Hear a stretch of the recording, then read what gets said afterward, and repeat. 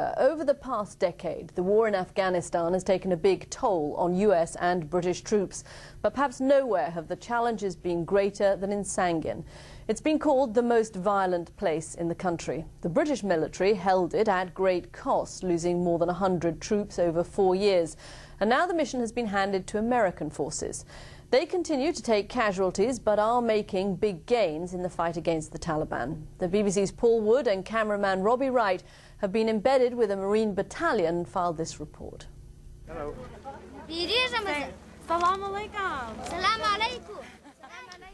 This was the most dangerous place in Afghanistan. But 4 months after the US Marines arrived, the town of Sangin looks peaceful. It's too soon to tell if this will last, but the Marines did it, they say, with a change in tactics. The many small patrol bases established by the British were closed, freeing forces to pursue the Taliban. I felt that throughout the battle space there was a change that was needed, and that change was to free up forces to maneuver against the enemy. I wanted to regain the momentum of the attack, and I wanted to be the one that dictated the activities that were going to take place. And I wanted to put the pressure on him. So the Marines keep pushing. Sangin town may be relatively secure. The surrounding district is not. Hey, gun one's up. Just beyond this patrol base is territory the Taliban call their own. The mortars are firing in support of a squad which has come under attack outside the wire. Well done on one!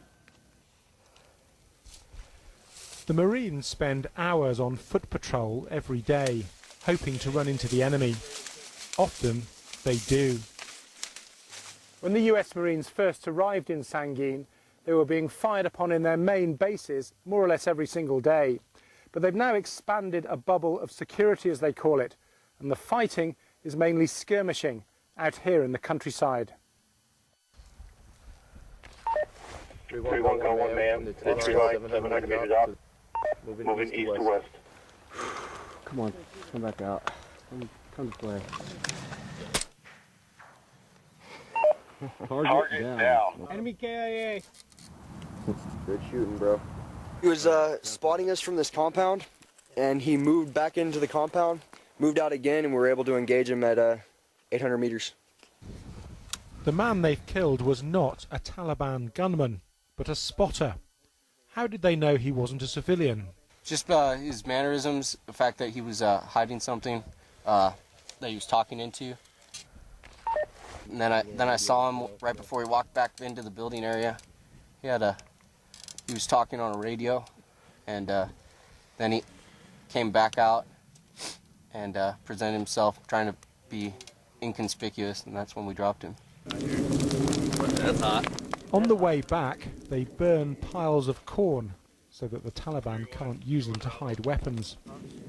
But to beat an insurgency, often you have to do things which may increase support for it. You burned my maize, says the farmer.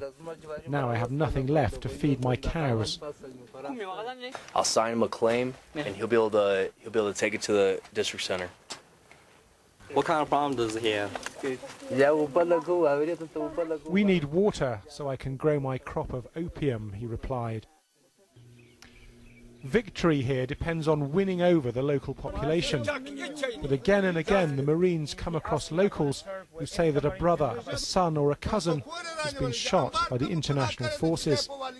These elders are going to pray for a friend who's just been killed. We don't want your help, they tell the Marines, who've just offered compensation. We don't want your money. You shouldn't kill us, you shouldn't destroy our property. We even shot one of our cows yesterday. What sin did the cow commit?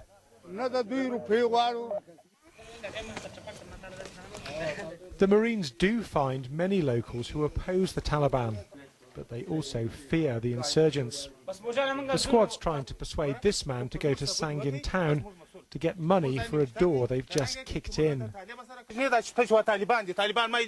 But there are Taliban on the roads, says Mohammed. They will beat or kill me. If I go to town for money from you, they will hang me by the neck. And here's 4 or 5 trips. The Marines are acutely aware they're in competition for local public opinion with the Taliban. We'll be more careful.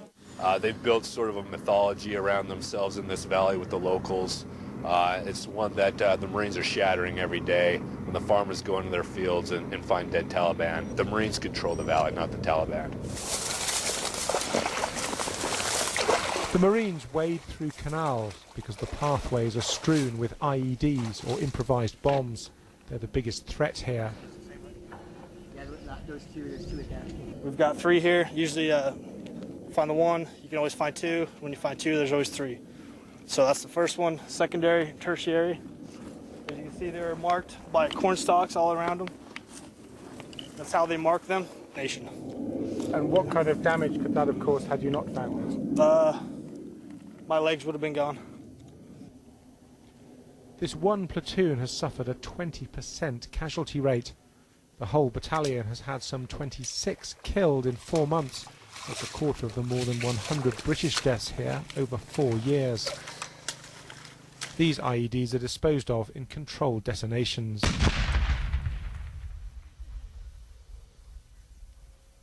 The reason that the Marines have pushed out from Sangin so fast when people didn't think they could is because they're being very aggressive and because the high command is letting them be aggressive. I don't think the Brits were doing something wrong. Something happened in the British spirit, I think, at the top that prevented their commandos from doing what the Marines are doing.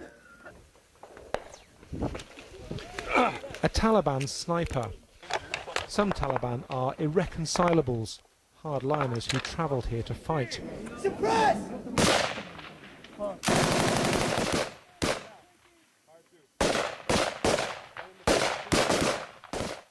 Most are locals. The Marines are hoping to demonstrate to them that NATO will be the eventual winner here. Smoke! Then it's hoped they might switch sides. And it will be time to hand Sangin over to the Afghan forces. Paul Wood, BBC News, with the US Marines in Sangin. Hey, cover our 6 rounds! Well, it is that handover which Paul just spoke of, which has so many military and political leaders around the world nervous. The Obama administration has reaffirmed its plan to begin a drawdown of US forces this summer. But what will they leave behind? Today, Matt Fry sat down in London with former British Foreign Secretary David Miliband. David Miliband, thanks for talking to us. Are you confident that British and American troops can actually withdraw from Afghanistan according to the timetable that's been published? Well, I'm confident that British and American troops are making a difference in Afghanistan. What I don't think is clear is a sustainable plan for that country's future, because we all know that in the end civil wars and insurgencies are ended with a political settlement. And however hard the military work, without a political settlement, there can't be a durable peace. So you don't see a political settlement in the offing? I think there are 2 aspects of the drive for a political settlement that should give us real concern at the moment. One is that within Afghanistan, the process to bring together the diverse tribes of Afghanistan who need to all live inside the political tent, that isn't being led by the Afghan government with drive and zeal at the moment. Secondly, the regional effort to make sure that the neighbours of Afghanistan, from Pakistan all the way around to Iran, history teaches us that they're going to have to be part of a solution in that country. None of them can have Afghanistan as a client state. All of them, though, need to feel that their interests are being represented. Doesn't it surprise you that after all these years, I mean, for America, this has been the longest war that they've ever fought, 9 years. Does it surprise you that after all this time, there hasn't been a political settlement, that hasn't been worked out? Foreign troops have now been in Afghanistan for longer than when the Russians invaded during the 1980s. That is a very significant milestone, a sobering milestone, given the death toll in Britain, in America, in other countries. I think there's no question that in the early years after the Taliban were deposed in 2001, there was a failure to bring together the diverse tribes to ensure that there was a durable political settlement. And the danger now is that the enmities between the tribes, if you like, the drift to civil war, become stronger and stronger, and we have foreign troops fighting on too many fronts at once. So are you worried that if and when coalition troops withdraw, that Afghanistan might fall apart, especially given the fact that President Karzai has had a pretty patchy government? Unless there is a political settlement inside the country and with the regional powers, then the centre simply won't hold. We know from Afghan history over the last 150 years that it can only ever be governed lightly from the centre with real authority in the villages and valleys, the 40,000 villages of Afghanistan.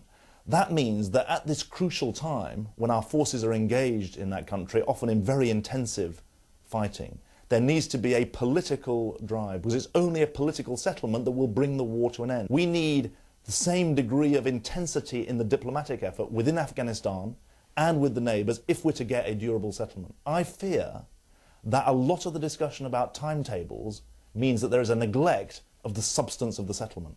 You've been speaking with great passion about Afghanistan. Do you miss the world stage?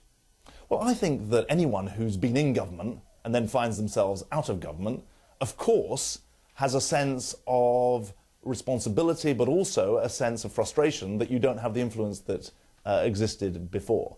What I believe is important, though, whether people are in government or in opposition, is that we don't allow Afghanistan again to become a forgotten war. It's got to be a war that remains high on the political agenda. It needs understanding and support at home, as well as the tremendous effort that's being made by the military. And it needs, above all, a sense of political purpose, because without that, there won't be the sort of durable settlement that's necessary. You talked about withdrawal from Afghanistan. The worst possible thing would be to withdraw only for then people to say you're going to have to go back because it's falling back into the bad old ways. The way to avoid that is a durable political settlement with Al-Qaeda out, the tribes in, and the neighbours on side. Britain's former Foreign Secretary David Miliband there speaking to Matt in London. So the Marines keep pushing. Sangin town may be relatively secure. The surrounding district is not. Hey, gun one's up. Just beyond this patrol base is territory the Taliban call their own. The mortars are firing in support of a squad which has come under attack outside the wire. Round down on one! They say with a change in tactics. The many small patrol bases established by the British were closed, freeing forces to pursue the Taliban. I felt that throughout the battle space there was a change that was needed, and that change was to free up forces to maneuver against the enemy. I wanted to regain the momentum of the attack, and I wanted to be the one that dictated the activities that were going to take place. And I wanted to put the pressure on him. Over the past decade, the war in Afghanistan has taken a big toll on US and British troops, but perhaps nowhere have the challenges been greater than in Sangin. It's been called the most violent place in the country. The British military held it at great cost, losing more than 100 troops over 4 years. And now the mission has been handed to American forces. They continue to take casualties, but are making big gains in the fight against the Taliban. The Marines spend hours on foot patrol every day, hoping to run into the enemy. Often, they do. When the US Marines first arrived in Sangin, they were being fired upon in their main bases more or less every single day. But they've now expanded a bubble of security, as they call it, and the fighting is mainly skirmishing out here in the countryside. The BBC's Paul Wood and cameraman Robbie Wright have been embedded with a Marine battalion and filed this report. Hello.